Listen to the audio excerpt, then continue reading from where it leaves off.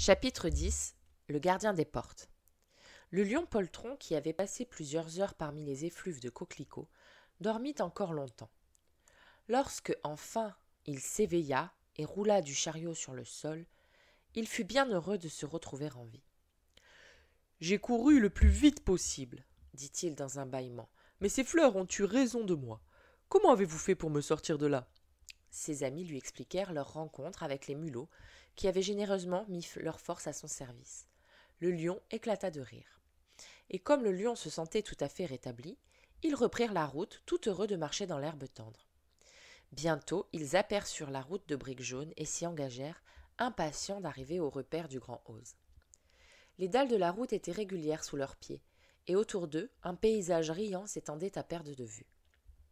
Tout cela leur fit bientôt oublier la forêt sombre et sinistre ainsi que les dangers passés. À nouveau, des barrières pimpantes bordaient le chemin, mais cette fois elles étaient peintes en vert, et la première ferme qu'ils aperçurent était toute verte, elle aussi. Au cours de l'après-midi, ils dépassèrent de nombreuses habitations semblables. Parfois, des gens sortaient sur le pas de la porte et les regardaient avec curiosité. Mais aucun d'entre eux ne se risqua à les approcher, car ils avaient peur de l'énorme lion qui fermait la marche. Tous les habitants de cette contrée étaient vêtus de vert émeraude et portaient de jolis chapeaux pointus comme les Munchkins. « Nous voici sans doute arrivés au pays d'Oz, dit Dorothée. La cité d'émeraude ne doit plus être très loin. Ils arrivèrent en vue d'une belle ferme et Dorothée s'avança bravement pour frapper à la porte. Le visage d'une femme apparut dans l'embrasure.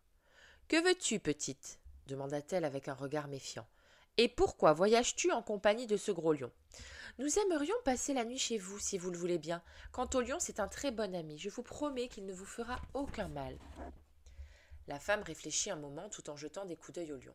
« C'est bon, dit-elle enfin. Je vais bien vous laisser rentrer. Je vous donnerai à dîner et un lit pour dormir. » Les 5 voyageurs pénétrèrent dans la maison.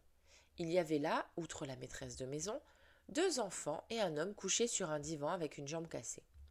Tous parurent fort surpris de voir entrer ces drôles d'invités, et pendant que la femme dressait la table du dîner, l'homme leur posa quelques questions. « Quel est le but de votre voyage ?»« Nous allons à la cité d'émeraude, répondit Dorothée, pour voir le grand Oz. »« Ma foi, s'exclama l'homme, pensez-vous qu'il vous recevra ?»« Pourquoi refuserait-il ? Eh bien, on dit qu'il n'accorde jamais d'audience à personne. Moi-même, j'ai été plusieurs fois à la cité d'émeraude. C'est une ville merveilleuse, d'une beauté à couper le souffle. Cependant, je n'ai jamais pu voir le grand Oz, et je ne connais personne qui ait eu ce privilège. »« Mais il doit bien sortir de temps en temps, intervint l'épouvantail. »« Jamais, figurez-vous. Il passe ses journées assis dans la grande salle du trône, au beau milieu de son palais, et même ceux qui briguent une audience ne sont pas autorisés à le voir en face. »« Mais à quoi ressemble-t-il » demanda Dorothée. « Difficile à dire. Oz est un grand magicien et il peut prendre n'importe quelle forme à volonté. Certains disent qu'il ressemble à un oiseau, d'autres à un éléphant, d'autres encore affirment qu'il a l'apparence d'un chat. Il s'est aussi montré sous les traits d'une jolie fée ou d'un lutin, ou sous n'importe quelle autre forme à sa guise. Mais qui est-il en réalité, cela, personne ne le sait. » Sur ces entrefaites, la fermière annonça que le dîner était prêt. Tous s'assirent autour de la table et Dorothée eut la joie de déguster un délicieux porridge accompagné d'œufs brouillés et de bon pain blanc. Après une cuillerée de porridge, le lion repoussa son assiette d'un air dégoûté, en disant que c'était là une nourriture indigne de lui et que les flocons d'avoine étaient bons pour les chevaux. L'épouvantail et l'homme en fer-blanc, fidèles à leur habitude, s'abstinrent de manger. Quant à Toto, il goûta un peu de tout et en fut enchanté. C'était le meilleur repas qu'il eût dégusté depuis des jours. Après dîner, la fermière donna un lit à Dorothée, et Toto vint s'étendre auprès de sa maîtresse pendant que le lion gardait l'entrée de la chambre pour que personne ne vienne les déranger. L'épouvantail et l'homme en fer-blanc se tinrent tranquilles dans un coin de la pièce et attendirent le matin, puisqu'il n'était pas dans leur nature de dormir. Le lendemain, dès le lever du soleil, ils se remirent en route. Au premier tournant du chemin, ils aperçurent une superbe lueur verte à l'horizon. « La cité d'émeraude !» s'exclama Dorothée. Au fur et à mesure qu'ils approchaient, la lueur verte s'intensifiait, et ils marchaient avec une ardeur redoublée à l'idée que la fin du voyage était proche. Mais ils n'atteignirent leur but qu'en fin d'après-midi.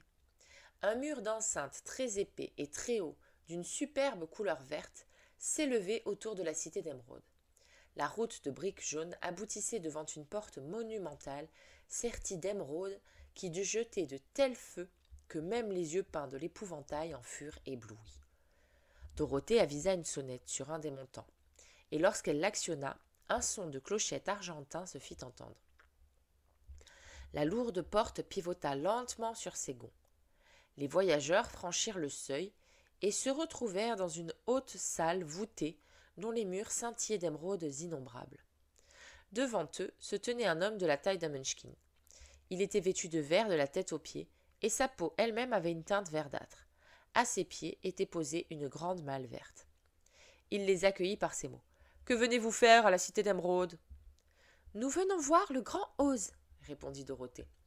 L'homme fut si surpris qu'il dut s'asseoir pour réfléchir. « Voilà bien des années que personne n'a demandé à voir le grand Oz, » dit-il en hochant la tête d'un air perplexe. « Sachez qu'il est puissant et terrible, et si la requête que vous avez à présenter est frivole ou stupide, il ne vous pardonnera pas d'avoir interrompu ses sages méditations.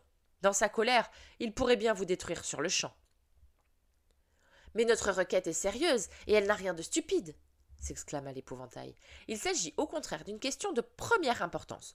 On nous a affirmé que le grand Oz était un bon magicien. »« On ne vous a pas menti, » dit l'homme à la peau verte. « Pour ce qui est de gouverner notre cité, Oz s'acquitte de sa tâche avec toute la sagesse et la justice possible. Mais envers les malhonnêtes gens, ou ceux qui viennent le voir par pure curiosité, il sait se montrer impitoyable. Ils ne sont pas nombreux, ceux qui ont osé demander à le voir en face. » Après un court silence, il reprit. « Je suis le gardien des portes de la cité, et puisque vous avez une requête à présenter à mon maître, il est de mon devoir de vous conduire au palais. Mais avant toute chose, vous devrez mettre des lunettes. »« Pourquoi ?» demanda Dorothée. « Parce que sans lunettes, vous seriez aveuglé par le glorieux éclat de la cité d'Émeraude. Même les habitants de la ville en portent jour et nuit. Toutes les paires de lunettes sont terminées par un cadenas, car Oz l'a voulu ainsi dès la fondation de la cité, et je suis seul à posséder les clés qui permettent de les fermer. » Il ouvrit la grande malle et Dorothée aperçut des centaines de paires de lunettes de toutes tailles et de formes variées. Toutes portaient des verres de couleur verte. Le gardien des portes lui tendit une paire à sa taille, dont les branches en or se rejoignaient derrière la tête au moyen d'un minuscule cadenas. Après avoir ajusté les lunettes sur le nez de Dorothée, le gardien saisit une clé qui pendait à son cou et ferma le cadenas. Ainsi, les lunettes furent fixées solidement. Dorothée était assurée de ne pas les perdre. Puis l'homme à la peau verte trouva des lunettes pour le lion, pour l'homme en fer-blanc et l'épouvantail, et même pour le petit Toto. Et chaque fois, il donna un tour de clé au cadenas qui terminait les branches. Puis il enfila sa propre paire de lunettes et leur déclara « Je vous accompagne au palais. » Il décrocha une immense clé dorée qui pendait au mur, ouvrit une porte au fond de la grande salle, et les 5 voyageurs le suivirent dans les rues de la cité d'Émeraude.